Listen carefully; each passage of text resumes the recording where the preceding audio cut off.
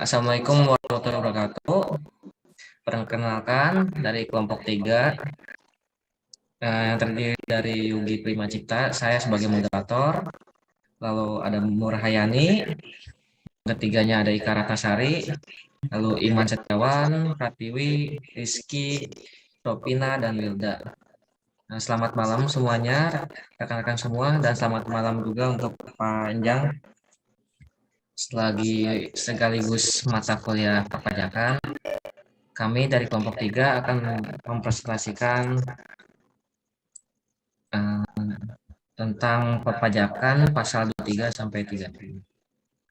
Untuk selanjutnya, mangga Kang Iki. Baik, atur nuhun Ayugi, Bapak dan Akang Teteh semua. Pada kesempatan malam hari ini kita akan membahas mengenai Undang-Undang Nomor 28 Tahun 2007, mohon maaf, tentang perpajakan pasal 23 sampai dengan 33. Berikutnya Ayugi boleh dibantu. Baik, mohon izin untuk yang pertama kita akan bahas mengenai pasal 23 ayat 1 dihapus, ayat 2 gugatan wajib pajak atau penanggung pajak terhadap pelaksanaan surat paksa, surat perintah, melaksanakan penyitaan atau pengumuman lelang. Yang kedua, putusan dalam penagihan. Yang ketiga, putusan penagihan dengan pelaksanaan keputusan perpajakan selain ditetapkan dalam pasal 25 ayat 1 dan pasal 20. Berikutnya, yang keempat, ayat 3, penerbitan surat ketetapan pajak atau surat keputusan keberatan yang dalam penerbitan tidak sesuai dengan prosedur atau tata cara yang telah diatur dalam ketentuan peraturan perundang-undangan perpajakan hanya dapat diajukan kepada Badan Peradilan Pajak. Dan ayat ketiga dihapus. Akang dan Teteh, dan mohon izin Bapak, tadi merupakan ayat yang berasal dari ayat pasal 23. Berikutnya, pasal 24 ini menjelaskan bahwa Menteri Keuangan Republik Indonesia mengatur tata cara penghapusan dan menentukan besarnya jumlah piutang pajak yang tidak dapat ditagih lagi.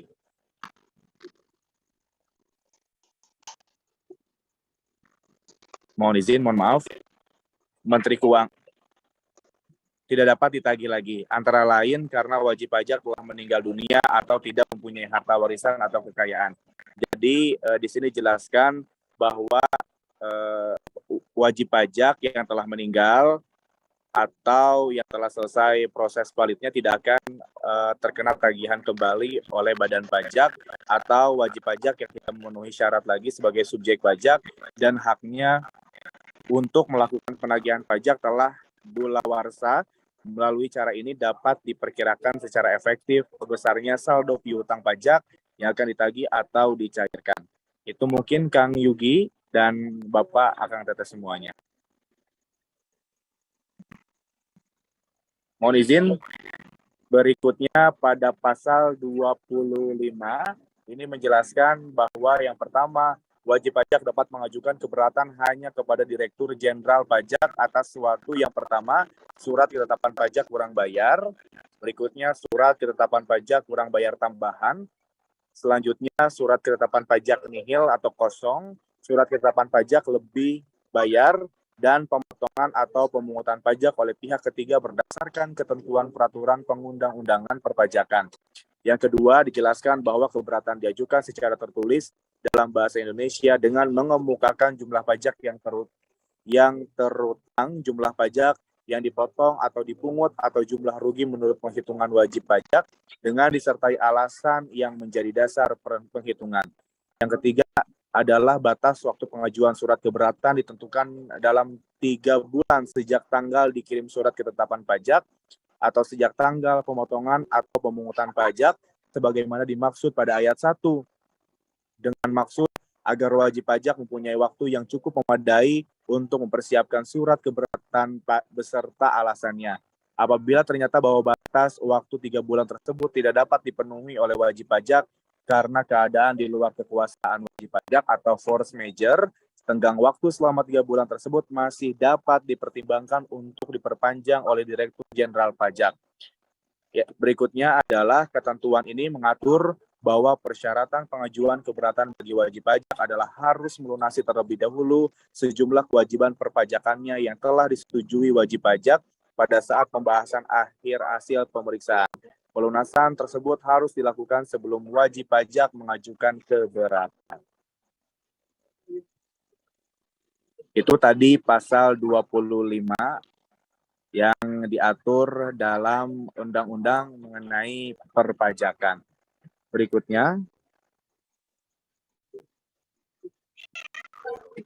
mungkin dilanjut dengan yang lain ya Kang Gigi. Baik, terima kasih Kang Gigi. Untuk presentasi selanjutnya, Murhani dipersilahkan. Terima kasih.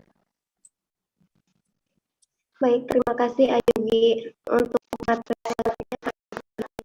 mengenai lanjutan pasal 25.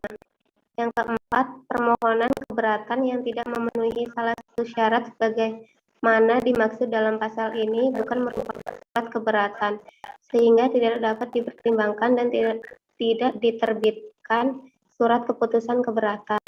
Yang kelima, tanda penerimaan surat yang telah diberikan oleh pegawai Direktorat Jenderal Pajak atau oleh pos berfungsi sebagai tanda terima surat keberatan apabila surat tersebut memenuhi syarat sebagai surat keberatan. Dengan demikian, batas waktu penyelesaian keberatan dihitung sejak tanggal penerimaan surat dimaksud. Apabila surat wajib pajak tidak memenuhi syarat sebagai surat keberatan dan wajib pajak memperbaikinya dalam batas waktu penyampaian surat keberatan. Batas waktu penyelesaian keberatan dihitung sejak diterima surat berikutnya yang memenuhi syarat sebagai surat keberatan. Yang keenam, agar wajib pajak dapat menyusun keberatan dengan alasan yang kuat, wajib pajak diberi hak untuk meminta dasar pengenaan pajak, perhitungan rugi, atau pemotongan atau pemungutan pajak yang telah ditetapkan. Oleh karena itu, Direktur Jenderal Pajak berkewajiban untuk memenuhi permintaan tersebut. Yang ketujuh, ayat ini mengatur bahwa jatuh tempo pembayaran yang tertera dalam surat ketetapan pajak tertangguh sampai dengan 1 bulan sejak tanggal penerbitan surat keputusan keberatan. Penangguhan jangka waktu pelunasan pajak menyebabkan sanksi administrasi berupa bunga sebesar 2% per bulan sebagaimana diatur dalam pasal 19 tidak diberlakukan atas jumlah pajak yang belum dibayar pada saat pengajuan keberatan. Yang ke-8, jumlah pajak yang belum dibayar pada saat pengajuan permohonan keberatan sebagaimana dimaksud pada ayat 7 tidak termasuk sebagai utang pajak sebagaimana dimaksud dalam pasal 11 ayat 1 dan ayat 1A. Selanjutnya, Ayubi.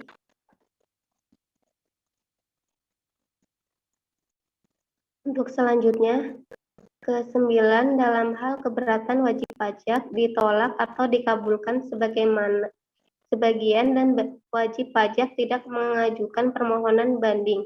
Jumlah pajak berdasarkan keputusan keberatan dikurangi dengan pajak yang telah dibayar sebelum mengajukan keberatan harus dilunasi paling lama 1 bulan sejak tanggal penerbitan surat keputusan keberatan, dan penagihan dengan surat paksa akan dilaksanakan apabila pajak tidak melunasi utang pajak tersebut. Di samping itu, wajib pajak dikenai sanksi administrasi berupa denda sebesar 50%. Contohnya, untuk tahun pajak 2008, surat ketetapan pajak kurang bayar atau SKPKB dengan jumlah pajak yang masih harus dibayar sebesar 1 miliar diterbitkan terhadap PTA. Dalam pembahasan akhir, hasil pemeriksaan wajib pajak hanya menyetujui pajak yang masih harus dibayar sebesar 200 juta. Wajib pajak telah melunasi sebagian SKPKB tersebut sebesar 200 juta dan kemudian mengajukan keberatan atas koreksi lainnya. Direktur Jenderal Pajak mengabulkan sebagian keberatan wajib pajak dengan jumlah pajak yang masih harus dibayar menjadi sebesar 750 juta. Dalam hal ini, wajib pajak tidak dikenai sanksi administrasi sebagaimana diatur dalam pasal 19, tetapi dikenai sanksi sesuai dengan ayat ini, yaitu sebesar 50% dikali 750 juta dikurangin 200 juta sama dengan 275 juta. Yang ke-10, dalam hal wajib pajak mengajukan permohonan banding, sanksi administrasi berupa denda sebesar 50% sebagaimana dimaksud pada ayat 9 tidak dikenakan. Selanjutnya A. Undang-Undang Nomor 28 2007 Pasal 25. Contoh, keberatan atas ketetapan pajak penghasilan tahun pajak 2008 dan tahun pajak 2009 harus diajukan masing-masing dalam satu surat keberatan tersendiri. Untuk 2 tahun pajak tersebut harus diajukan 2 buah surat keberatan.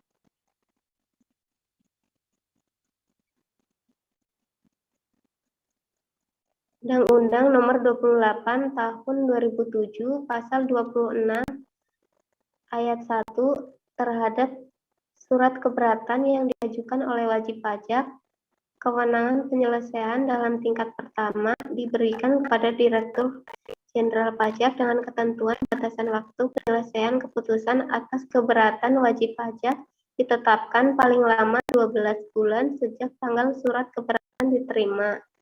Dengan ditentukannya batas waktu penyelesaian keputusan atas keberatan tersebut, berarti akan diperoleh suatu kepastian hukum bagi wajib pajak selain terlaksananya administrasi perpajakan. Ayat 2, sebelum surat keputusan diterbitkan, wajib pajak dapat menyampaikan alasan tambahan atau penjelasan tertulis. Ayat 3, keputusan Direktur Jenderal Pajak atas keberatan dapat berupa mengabulkan keseluruhan atau sebagian, menolak atau menambah besarnya jumlah pajak yang masih harus dibayar. Ayat 4, ayat ini mengharuskan wajib pajak membuktikan ketidakbenaran ketetapan pajak dalam hal wajib pajak mengajukan keberatan terhadap pajak-pajak yang ditetapkan secara jabatan. Surat ketetapan pajak secara jabatan tersebut diterbitkan karena wajib pajak tidak menyampaikan surat pemberitahuan tahunan meskipun telah ditegur secara tertulis, tidak memenuhi kewajiban menyelenggarakan pembukuan, atau menolak untuk memberikan kesempatan kepada pemeriksa memasuki tempat-tempat tertentu yang dipandang perlu dalam rangka pemeriksaan guna menetapkan besarnya jumlah pajak yang terutang. Apabila wajib pajak tidak dapat membuktikan ketidakbenaran surat ketetapan pajak secara jabatan, pengajuan keberatannya ditolak. Ayat 5, apabila jangka waktu sebagaimana dimaksud pada ayat 1 telah terlampaui dan Direktur Jenderal Pajak tidak memberi suatu keputusan, keberatan yang diajukan tersebut dianggap dikabulkan. Next A.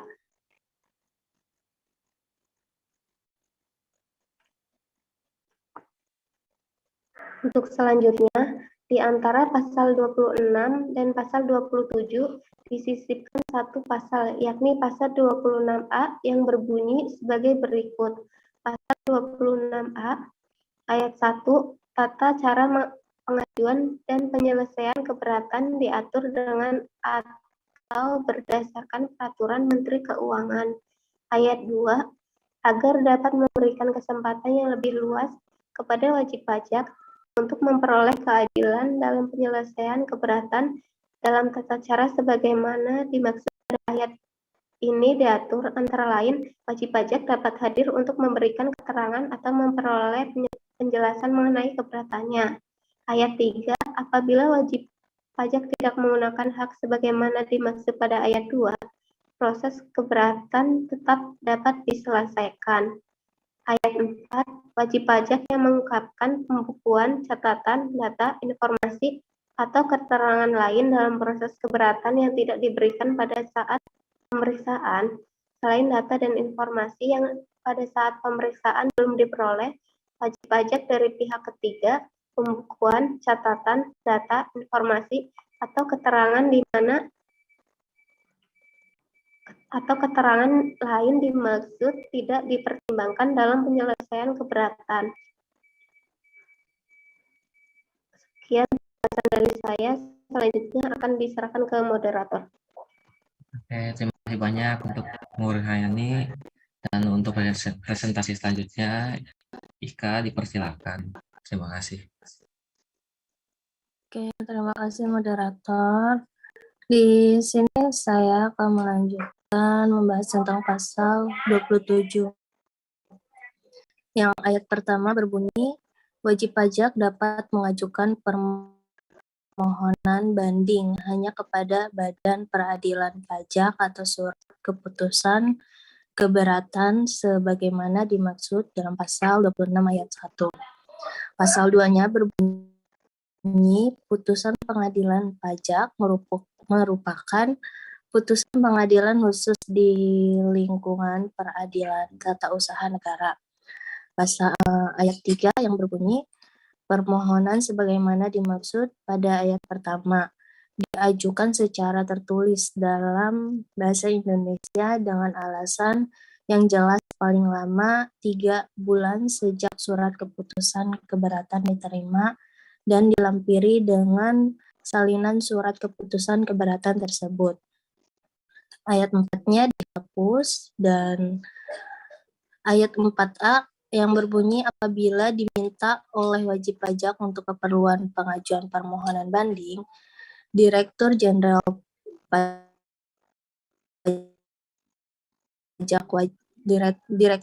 Pajak wajib memberikan keterangan secara tertulis hal-hal yang menjadi dasar surat keputusan keberatan yang diterbitkan.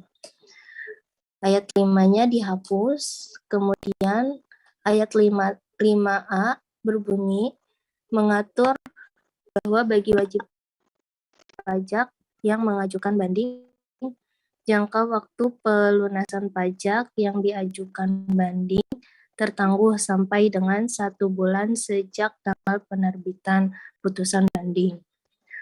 Penangguhan jangka waktu pelunasan pajak menyebabkan sanksi administrasi berupa bunga sebesar 2% per bulan, sebagaimana diatur dalam pasal 19, tidak diberlakukan atas jumlah pajak yang belum dibayar pada saat pengajuan keberatan. 5B yang berbunyi, jumlah pajak yang belum dibayar pada saat pengajuan permohonan keberatan sebagaimana dimaksud pada ayat pada ayat 5A tidak termasuk sebagai utang pajak sebagaimana dimaksud dalam pasal 11 ayat 1 dan ayat 1A.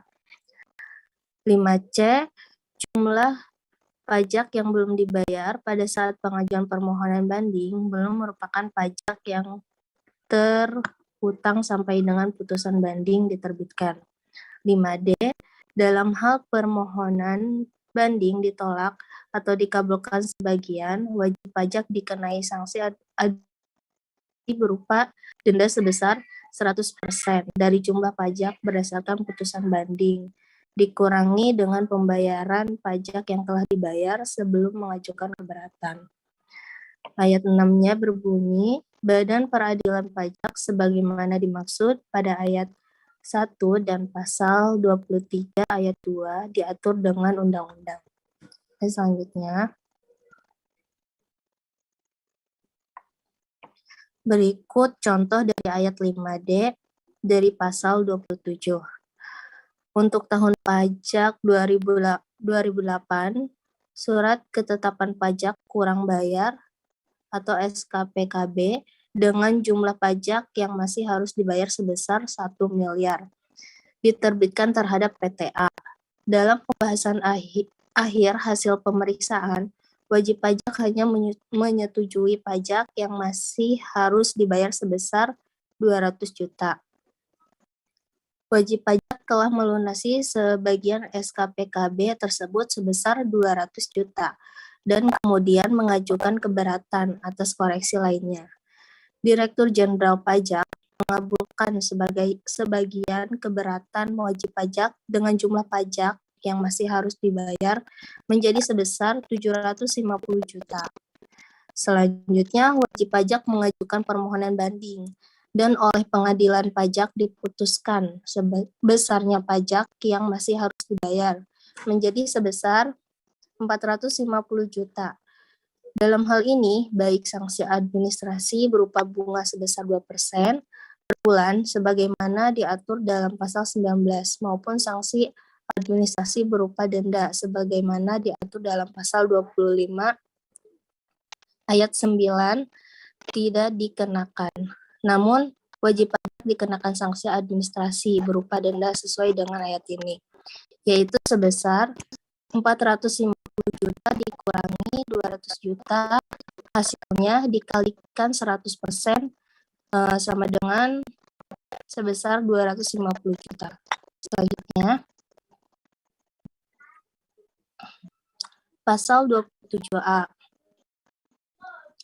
Ayat pertama yang berbunyi, imbalan bunga diberikan berkenaan dengan surat keputusan keberatan, putusan banding atau putusan peninjauan kembali dalam surat ketetapan pajak kurang bayar, surat ketetapan kurang bayar tambahan, surat ketetapan pajak nihil, atau surat ketetapan pajak lebih bayar yang telah dibayar menyebabkan kelebihan pembayaran pajak.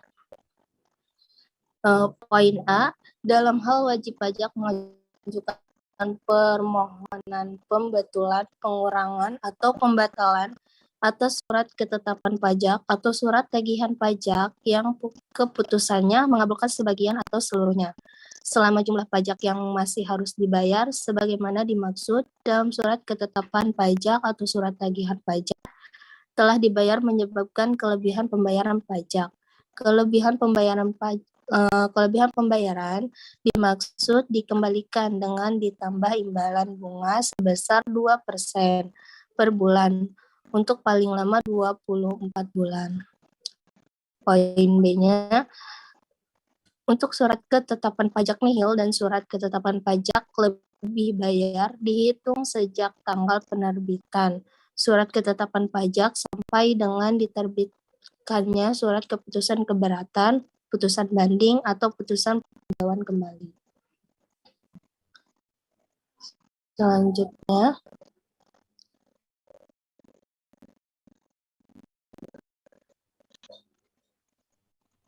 dalam ayat 1A yang berbunyi, imbalan bunga sebagaimana dimaksud pada ayat 1 juga diberikan atas surat keputusan pembetulan, surat keputusan pengurangan ketetapan pajak, atau surat keputusan pembatalan ketetapan pajak yang dikabulkan sebagian atau menyebabkan kelebihan pembayaran pajak atau seluruhnya menyebabkan kelebihan pembayaran pajak dengan ketentuan sebagai berikut. Poin A yang berbunyi, untuk surat ketetapan pajak kurang bayar dan surat ketetapan pajak kurang bayar tambahan dihitung sejak tanggal pembayaran yang menyebabkan kelebihan pembayaran pajak sampai dengan diterbitkannya surat keputusan pembetulan, surat keputusan pengurangan ketetapan pajak, atau surat keputusan pembatalan ketetapan pajak. Poin B-nya, untuk surat ketetapan pajak nihil dan surat ketetapan pajak lebih bayar dihitung sejak tanggal penerbitan surat ketetapan pajak sampai dengan diterbitkannya surat keputusan pembetulan, surat keputusan pengurangan ketetapan pajak, atau surat keputusan pembatalan ketetapan pajak. Poin C-nya, untuk surat tagihan pajak dihitung sejak tanggal pembayaran yang menyebabkan kelebihan pembayaran pajak sampai dengan diterbitkannya surat keputusan pembetulan, surat keputusan pengurangan ketetapan pajak, atau surat keputusan pembatalan ketetapan pajak.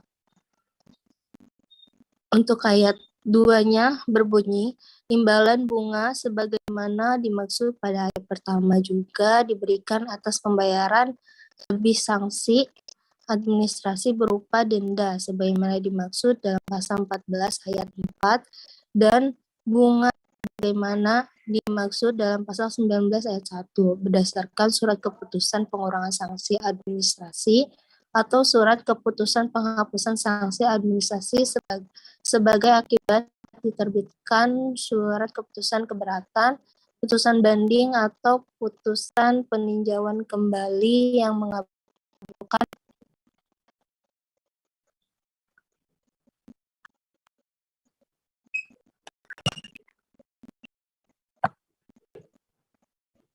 sebentar ini.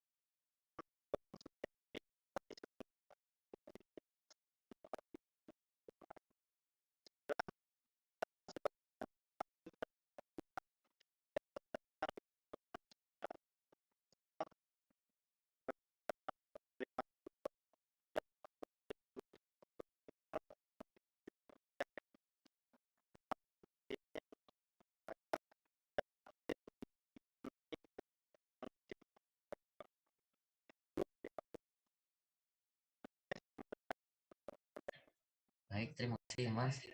Mohon maaf nanti saya lanjutkan lagi karena Zoom meetingnya akan habis. Nanti digabung lagi aja.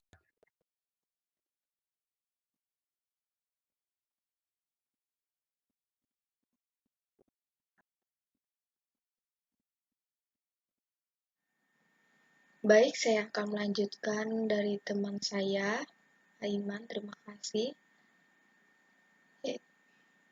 Lanjutan pasal 28 ayat 11 berbunyi, buku, catatan, dan dokumen termasuk yang diselenggarakan secara program aplikasi online dan hasil pengolahan data elektronik yang menjadi dasar pembukuan atau pencatatan harus disimpan selama 10 tahun di Indonesia. Hal itu dimaksudkan agar apabila Direktur Jenderal Pajak akan mengeluarkan surat ketetapan pajak, bahan pembukuan atau pencatatan yang diperlukan masih tetap ada dan dapat segera disediakan. Kurun waktu 10 tahun penyimpanan buku, catatan, dan dokumen yang menjadi dasar pembukuan atau pencatatan adalah sesuai dengan ketentuan yang mengatur mengenai batas daluarsa penyidikan tindak pidana di bidang perpajakan. Penyimpanan buku, catatan, dan dokumen yang menjadi dasar pembukuan atau pencatatan dan dokumen lain, termasuk yang diselenggarakan secara program aplikasi online, harus dilakukan dengan memperhatikan faktor keamanan, kelayakan, dan kewajaran penyimpanan. Kemudian ayat 12 berbunyi, bentuk dan tata cara pencatatan sebagaimana dimaksud pada ayat 2 diatur dengan atau berdasarkan peraturan Menteri Keuangan. Undang-Undang Nomor 28 Tahun 2007 Pasal 29 Ayat 1 berbunyi, Direktur Jenderal Pajak dalam rangka pengawasan kepatuhan pemenuhan kewajiban perpajakan berwenang melakukan pemeriksaan untuk a. menguji kepatuhan pemenuhan kewajiban perpajakan wajib pajak. B. Tujuan lain dalam rangka melaksanakan ketentuan peraturan perundang-undangan perpajakan. Pemeriksaan dapat dilakukan di kantor pemeriksaan kantor atau di tempat wajib pajak, pemeriksaan lapangan, yang ruang lingkup pemeriksaannya dapat meliputi satu jenis pajak, beberapa jenis pajak, atau seluruh jenis pajak, baik untuk tahun-tahun yang lalu maupun untuk tahun berjalan. Selain itu, pemeriksaan dapat juga dilakukan untuk tujuan lain, di antaranya a. Pemberian nomor pokok wajib pajak secara jabatan. B. Penghapusan nomor pokok wajib pajak. C. Pengukuhan atau pencabutan pengukuhan pengusaha kena pajak. D. Wajib pajak mengajukan keberatan. E. Pengumpulan bahan guna penyusunan norma penghitungan penghasilan neto. F. Pencocokan data dan atau alat keterangan. G. Penentuan wajib pajak berlokasi di daerah terpencil. H. Penentuan satu atau lebih tempat terhutang pajak pertambahan nilai. I. Pemeriksaan dalam rangka penagihan pajak. J. Penentuan saat mulai berproduksi sehubungan dengan fasilitas perpajakan. Dan bagian K. Pemenuhan permintaan informasi dari negara mitra perjanjian penghindaran pajak berganda. Lanjutan pasal 29 ayat 2 berbunyi, pemeriksaan dilaksanakan oleh petugas pemeriksaan yang jelas identitasnya. Oleh karena itu, petugas pemeriksaan harus memiliki tanda pengenal pemeriksa dan dilengkapi dengan surat perintah pemeriksaan, serta memperlihatkannya kepada wajib pajak yang diperiksa. Petugas pemeriksa harus menjelaskan tujuan dilakukannya pemeriksaan kepada wajib pajak. Petugas pemeriksa harus telah mendapat pendidikan teknis yang cukup dan memiliki keterampilan sebagai pemeriksa pajak. Dalam menjalankan tugasnya, petugas pemeriksa harus bekerja dengan jujur, bertanggung jawab, penuh pengertian, sopan, dan objektif, serta wajib menghindarkan diri dari perbuatan tercela. Pendapat dan simpulan petugas pemeriksa harus didasarkan pada bukti yang kuat dan berkaitan serta berlandaskan ketentuan peraturan perundang-undangan perpajakan. Petugas pemeriksa harus melakukan pembinaan kepada wajib pajak dalam memenuhi kewajiban perpajakannya sesuai dengan ketentuan peraturan perundang-undangan perpajakan. Petugas pemeriksa harus melakukan pembinaan kepada wajib pajak dalam memenuhi kewajiban perpajakannya sesuai dengan ketentuan peraturan perundang-undangan perpajakan. Ayat 3 berbunyi, kewajiban yang harus dipenuhi oleh wajib pajak yang diperiksa sebagaimana dimaksud pada ayat ini disesuaikan dengan tujuan dilakukannya pemeriksaan, baik dalam rangka menguji kepatuhan pemenuhan kewajiban perpajakan maupun untuk tujuan lain dalam rangka melaksanakan ketentuan peraturan perundang-undangan perpajakan. Dalam hal tugas pemeriksa membutuhkan keterangan lain selain buku, catatan, dan dokumen lain. Wajib pajak harus memberikan keterangan lain yang dapat berupa keterangan tertulis atau keterangan lisan. Keterangan tertulis, misalnya A. Surat pernyataan tidak diaudit oleh kantor akuntan publik. B. Keterangan bahwa fotokopi dokumen yang dipinjamkan sesuai dengan aslinya. C. Surat pernyataan tentang kepemilikan harta. D. Surat pernyataan tentang perkiraan biaya hidup. Keterangan lisan misalnya A. Wawancara tentang proses pembukuan wajib pajak. B. Wawancara tentang proses produksi wajib pajak. C. Wawancara dengan manajemen tentang transaksi-transaksi yang bersifat khusus. Kemudian, ayat 3a berbunyi, buku, catatan, dan dokumen, serta dan data, informasi, dan keterangan lain, sebagaimana dimaksud pada ayat 3, wajib dipenuhi oleh wajib pajak paling lama 1 bulan sejak permintaan disampaikan. Ayat 3b, dalam hal wajib pajak orang pribadi yang melakukan kegiatan usaha atau perpajakan, bebas tidak memenuhi ketentuan sebagaimana dimaksud pada ayat 3, sehingga tidak dapat dihitung besarnya penghasilan kena pajak. Penghasilan kena pajak tersebut dapat dihitung secara jabatan sesuai dengan ketentuan peraturan perundang-undangan perpajakan. Kemudian ayat 4 berbunyi, untuk mencegah adanya dalih bahwa wajib pajak yang sedang diperiksa terikat pada kerahasiaan, sehingga pembukuan, catatan dokumen, serta keterangan-keterangan lain yang diperlukan tidak dapat diberikan oleh wajib pajak, maka ayat ini menegaskan bahwa kewajiban merahasiakan itu ditiadakan.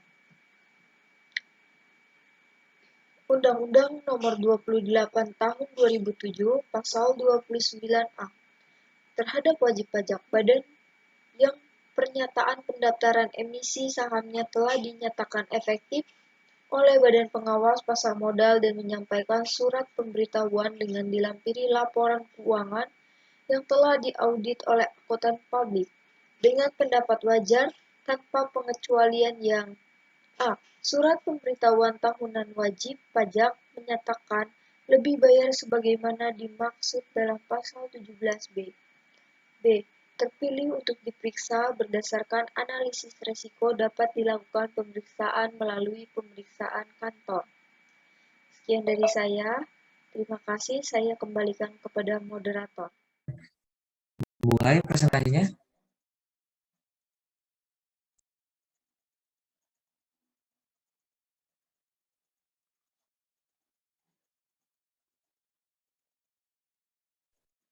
Baik, Yogi, terima kasih. Saya akan melanjutkan untuk slide yang ke-24, yaitu mengenai Undang-Undang Nomor 28 Tahun 2007, Pasal 30. Ayat 1, dalam pemeriksaan dapat ditemukan adanya wajib pajak yang tidak memenuhi ketentuan yang diatur dalam Pasal 29 Ayat 3, huruf B, yakni tidak memberikan kesempatan kepada pemeriksa untuk memasuki tempat atau ruangan yang dipandang perlu dan memberi bantuan guna kelancaran pemeriksaan. Keadaan tersebut dapat disebabkan oleh berbagai hal, misalnya wajib pajak tidak berada di tempat atau saja tidak memberikan kesempatan kepada pemeriksa untuk memasuki tempat atau ruangan yang dipandang perlu dan tidak memberi bantuan guna kelancaran pemeriksaan. Wajib pajak yang ada pada saat dilakukan pemeriksaan tidak memberikan kesempatan kepada pemeriksa untuk memasuki tempat, ruangan, dan barang bergerak dan atau tidak bergerak serta mengakses data yang dikelola secara elektronik atau tidak memberi bantuan guna kelancaran pemeriksaan dianggap menghalangi pelaksanaan pemeriksaan. Slide selanjutnya. Lanjutan pasal 30, dalam hal demikian, untuk memperoleh buku, catatan, dokumen, termasuk data yang dikelola secara elektronik, benda-benda lain yang dapat memberi petunjuk tentang kegiatan usaha atau pekerjaan bebas wajib pajak yang diperiksa dipandang perlu memberi kewenangan kepada Direktur Jenderal Pajak yang dilakukan oleh pemeriksa untuk melakukan penyenggelan terhadap tempat, ruangan, dan barang bergerak dan atau tidak bergerak. Penyenggelahan merupakan upaya terakhir pemeriksa untuk memperoleh atau mengamankan buku, catatan, dokumen, termasuk data yang dikelola secara elektronik, dan benda-benda lain yang dapat memberi petunjuk tentang kegiatan usaha atau pekerjaan bebas wajib pajak yang diperiksa agar tidak dipindahkan, dihilangkan, dimusnahkan, diubah, dirusak, ditukar, atau dipalsukan. Penyegelan dan data elektronik dilakukan sepanjang tidak menghentikan kelancaran kegiatan operasional perusahaan, khususnya yang berkaitan dengan kepentingan masyarakat.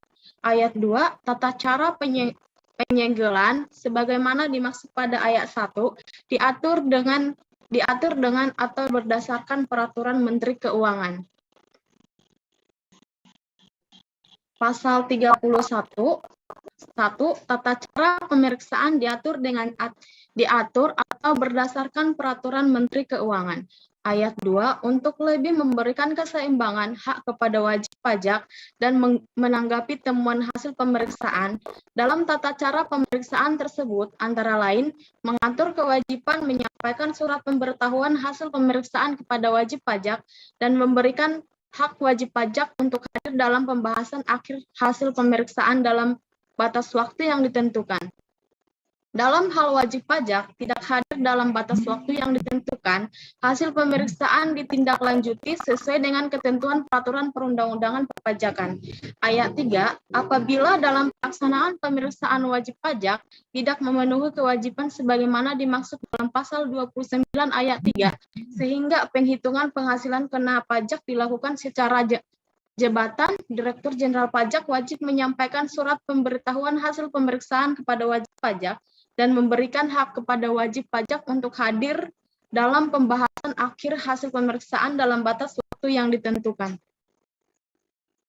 Untuk pasal 32, ayat 1, dalam undang-undang ditentukan siapa yang menjadi wakil untuk melaksanakan hak dan kewajiban perpajakan wajib pajak terhadap badan yang menyatakan pilot, badan dalam pembubaran dan dalam likuidasi, warisan yang belum dibagi, dan anak yang belum dewasa, atau orang yang berada dalam pengampuan bagi wajib pajak tersebut. Perlu ditentukan siapa yang menjadi wakil atau kuasanya karena mereka tidak dapat atau tidak mungkin melakukan sendiri tindakan hukum tersebut. Ayat 2, ayat ini menegaskan bahwa wakil wajib pajak yang diatur dalam undang-undang ini bertanggung jawab secara pribadi atau secara rentang atas pembayaran pajak yang terutang. Pengecualian dapat dipertimbangkan oleh Direktur Jenderal Pajak apabila wakil pajak dapat membuktikan wajib pajak bantuan tersebut meliputi pelaksanaan kewajiban formal dan material serta pemenuhan hak wajib pajak yang ditentukan dalam peraturan perundang-undangan perpajakan. Yang dimaksud dengan yang ke-27. Yang dimaksud dengan kuasa adalah orang yang menerima kuasa khusus dan wajib pajak untuk menjalankan hak memenuhi kewajiban perpajakan tertentu dari wajib pajak sesuai dengan ketentuan peraturan perundang-undangan perpajakan.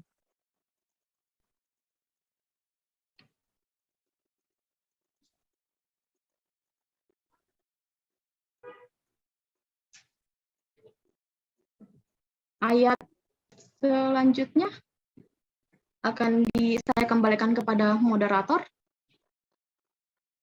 Nah, baik, terima kasih Ropina. Untuk selanjutnya, presentasi selanjutnya Wilda dipersilakan. Terima kasih.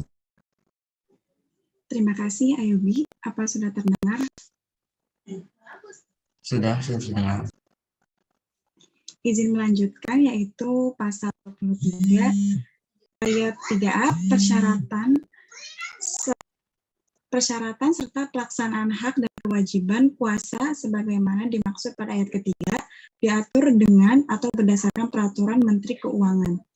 Ayat 4, orang yang nyata-nyata mempunyai wewenang dalam menentukan kebijaksanaan dan atau mengambil keputusan dalam rangka menjalankan kegiatan perusahaan, misalnya berwenang menandatangani kontrak dengan pihak ketiga, menandatangani cek, dan sebagainya, walaupun orang tersebut tidak tercantum namanya dalam susunan pengurus yang tertera dalam akte pendirian maupun akte perubahan, termasuk dalam pengertian pengurus.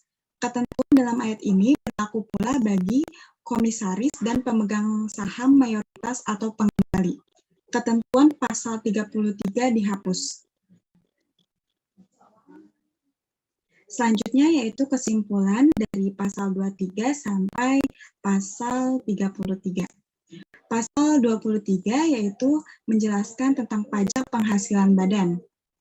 Pasal 23 menjelaskan tentang pajak penghasilan badan yang dikenakan terhadap keuntungan yang diperoleh badan usaha, yaitu sebesar 25% dari penghasilan bruto setelah dikurangi dengan biaya-biaya yang diperlukan dalam rangka memperoleh, memelihara, dan meningkatkan penghasilan.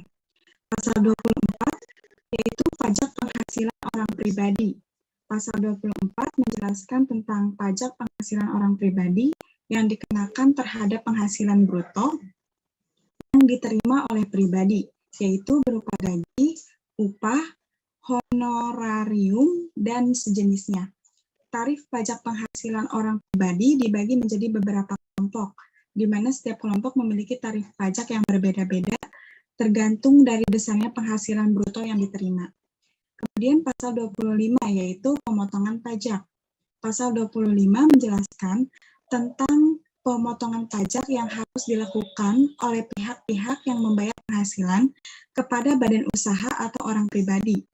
Pemotongan pajak ini bertujuan untuk memudahkan proses pemungutan pajak dan juga mencegah terjadinya penggelapan pajak. Besarnya pajak yang harus dipotong adalah sebesar tarif pajak yang berlaku pada badan usaha atau orang pribadi yang menerima penghasilan. Kemudian pasal 26 menjelaskan kewajiban pelaporan. Pasal 26 menjelaskan tentang kewajiban pelaporan yang harus dilakukan oleh badan usaha atau orang pribadi kepada Direktorat Jenderal Pajak. Pelaporan ini harus dilakukan dalam jangka waktu tertentu dan berisi informasi mengenai penghasilan yang diterima atau diberikan, pemotongan pajak, dan sebagainya. Selanjutnya, pasal 27 yaitu sanksi administratif. Pasal 27 menjelaskan tentang sanksi administratif yang dikenakan kepada badan usaha atau orang pribadi yang tidak memenuhi kewajiban perpajakan. Sanksi administratif tersebut dapat berupa denda, bunga, atau surat peringatan. Kemudian pasal 28, penyelesaian sengketa. Pasal 28 menjelaskan tentang penyelesaian sengketa perpajakan antara Direktorat Jenderal Pajak dengan badan usaha atau orang pribadi. Penyelesaian sengketa ini dapat dilakukan melalui proses mediasi, arbitrase, dan melalui proses pengadilan pajak. Kemudian pasal 29, yaitu pengampunan pajak. Pasal 29 menjelaskan tentang program pengampunan pajak yang diberikan kepada badan usaha atau orang pribadi yang memiliki tunggakan pajak. Program ini bertujuan untuk mendorong para wajib pajak untuk membayar pajak yang baik. Berikut ini kemudian pasal 30 mengenai pengenaan pajak. Pasal 30 menjelaskan bahwa pajak penghasilan dan pajak pertambahan nilai PPN dikenakan atas semua jenis penghasilan dan transaksi yang dilakukan di Indonesia, kecuali dikecualikan oleh undang-undang. Pasal 31 tentang pengawasan dan penegakan hukum perpajakan. Pasal 31 menjelaskan tentang pengawasan dan penegakan hukum perpajakan oleh Direktorat Jenderal Pajak. Direktorat Jenderal Pajak diberi wewenang untuk melakukan pemeriksaan, penyidikan, dan penindakan terhadap pelanggaran perpajakan yang dilakukan oleh badan usaha atau orang pribadi.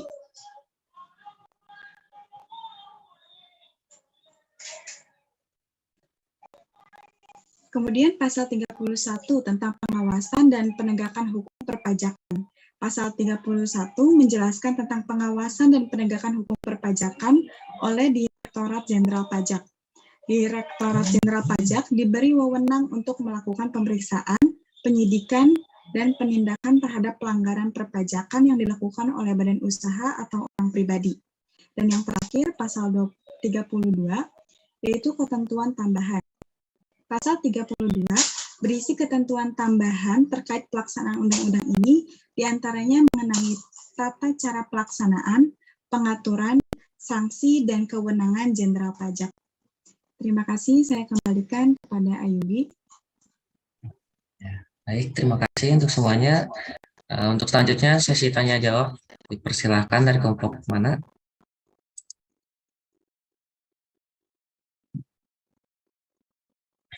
Apakah ada yang ingin bertanya?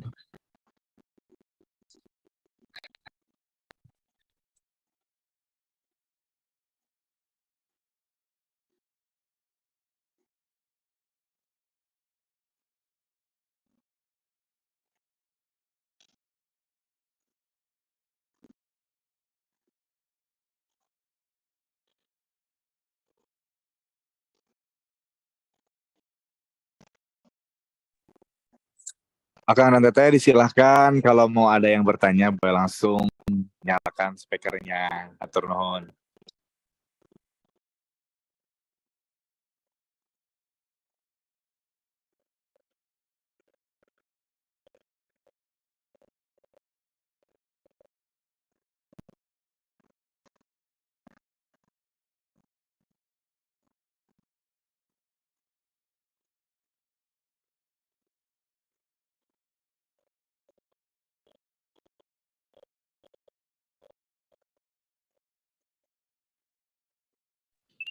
Selamat malam, Kang Teteh semua.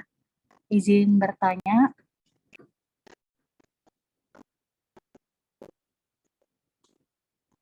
Halo, selamat malam. Ya, malam, Teh Putri. Terdengar jelas? Silakan. Terdengar jelas? Terdengar, silakan. Pertanyaan. Iya. Punten izin menanyakan kepada kelompok 3, betul ya? Iya, betul sekali. Iya. Saya di sini izin menanyakan, sebetulnya bukan menanyakan sih, izin menanyakan perihal pendapat saja, pendapat kelompok 3. Kemarin baru awal-awal Maret ini dihebohkan dengan berita dari Ibu Sri Mulyani. Di sini saya baca-baca ada berita heboh gaji 5 juta kena pajak 5%. Di sini penjelasannya mengenai seseorang yang jomblo dan tidak jomblo. Yang jomblo terkena pajak dan yang tidak jomblo atau sudah menikah itu tidak terkena pajak atau bebas pajak.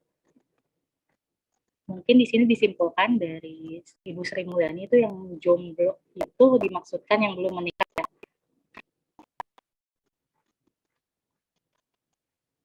Di sini sebetulnya beliau sudah menjelaskan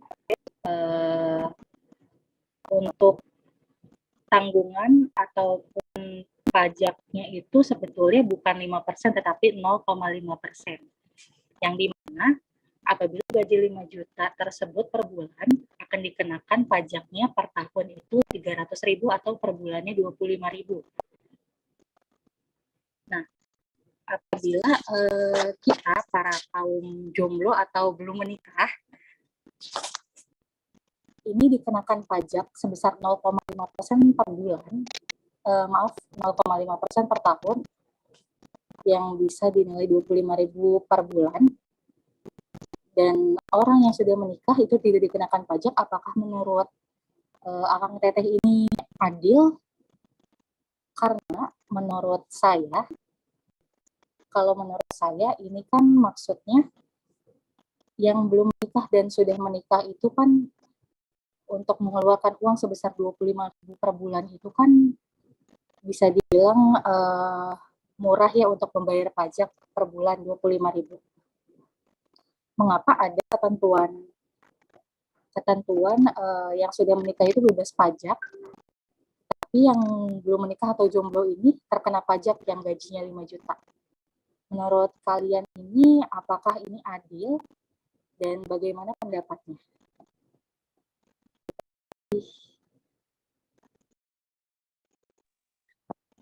Nuhun, terima kasih Putri dan Bapak dan kawan-kawan semua.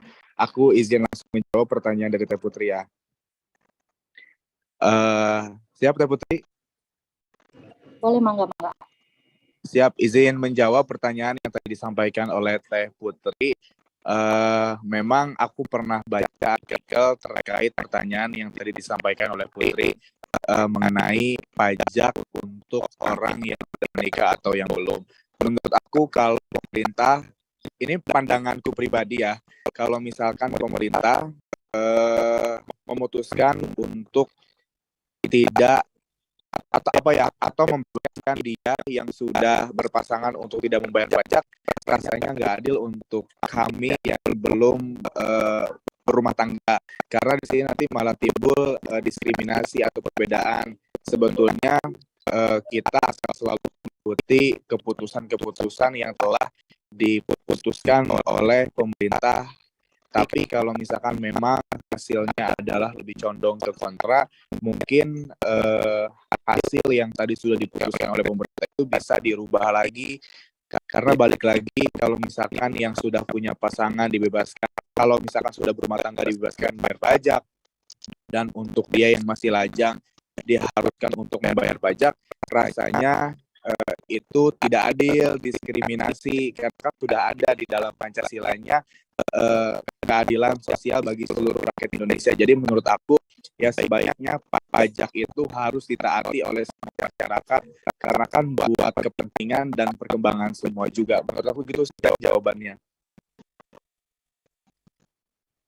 Hatur nuhun.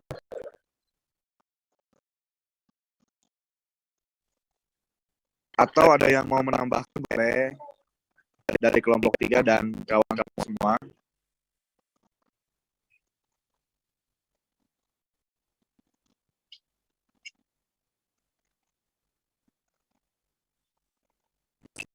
Izin menambahkan, Kang. Boleh. Sebentar.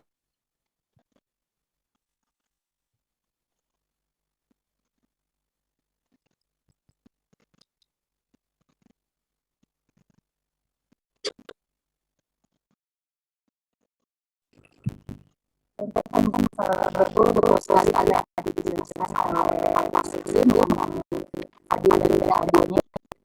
Sebetulnya menurut pendapat saya begitu, karena kan yang memiliki tunjangan atau maaf tunggangan atau apa ya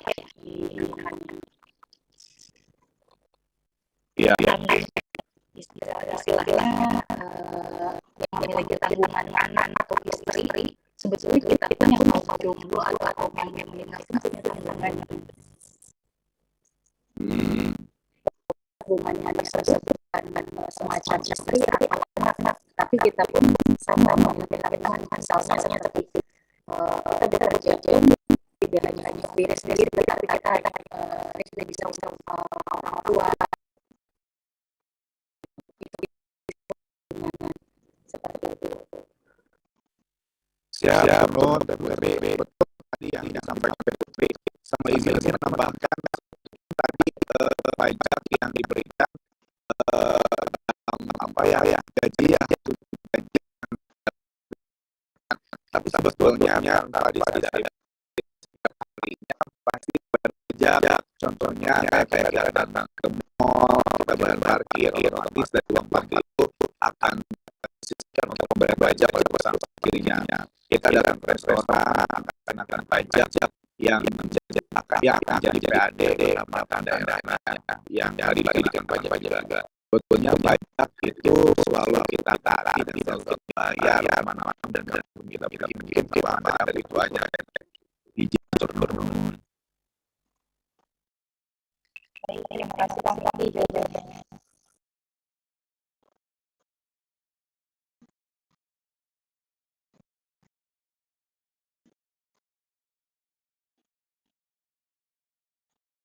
Apakah ada lagi rekan-rekan yang mau bertanya?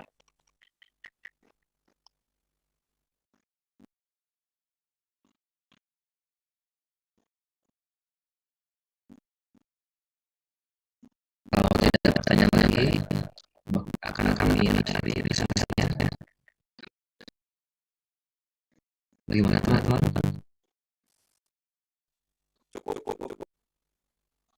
Baik, terima kasih. Mohon maaf bila ada kesalahan. Saya dari kelompok 3. Mohon maaf saya lagi dan terima kasih atas panjang. Wabillahi taufiq wal hidayah. Assalamualaikum warahmatullahi wabarakatuh.